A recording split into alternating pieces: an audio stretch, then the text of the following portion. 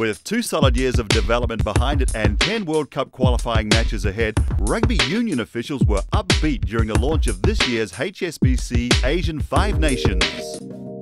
3 years ago we started with 25 unions, we're now up to 28. We had divisions down to Division 2, we're now down to Division 4. So this whole feeding through is percolating right the way down to the grassroots level. 2 years ago we had a top 5, and we had Division 1, we had Division 2, which was great, a great start. Then last year we added Division 3. Now we've added Division 4 this year. And we didn't add it because we thought that would be nice. The pressure on the teams below to us was to say, we want to play in tournaments. We want to have a chance to get promoted. We want to have a chance to get to the World Cup one day.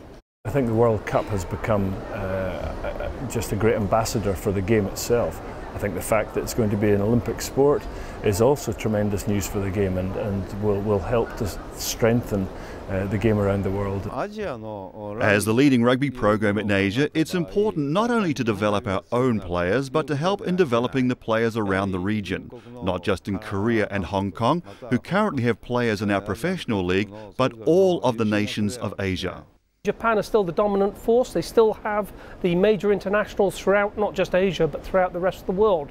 That's something we're going to have to work on with the IRB and see whether we can get our other teams in Asia that sort of level of experience, that sort of level of commitment and competition to raise their game up there. HSBC's sponsorship has benefited a number of national team programs in Asia, but this year grassroots programs will also play a significant role, with former Scotland coach Frank Hadden taking the lead. This year I'm going to be staying in Hong Kong and touring around, I think, 10 countries altogether, at different tournaments, at different events. The role is a very broad remit because the range of ability in the countries that I'll be visiting will be quite different, and it could involve some elite end coaching, it might involve some coach mentoring. It'll almost certainly involve some grassroots development work, but there'll probably be PR and speaking to important sponsors and people like that, and ultimately with a view of growing the game. Asia has 80% of all the world youth. Now, these are kids now who are 11, 12.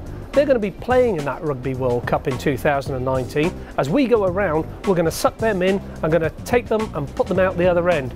I think the rest of the world had better watch out for Asia because it's going to be a dominant force 2019.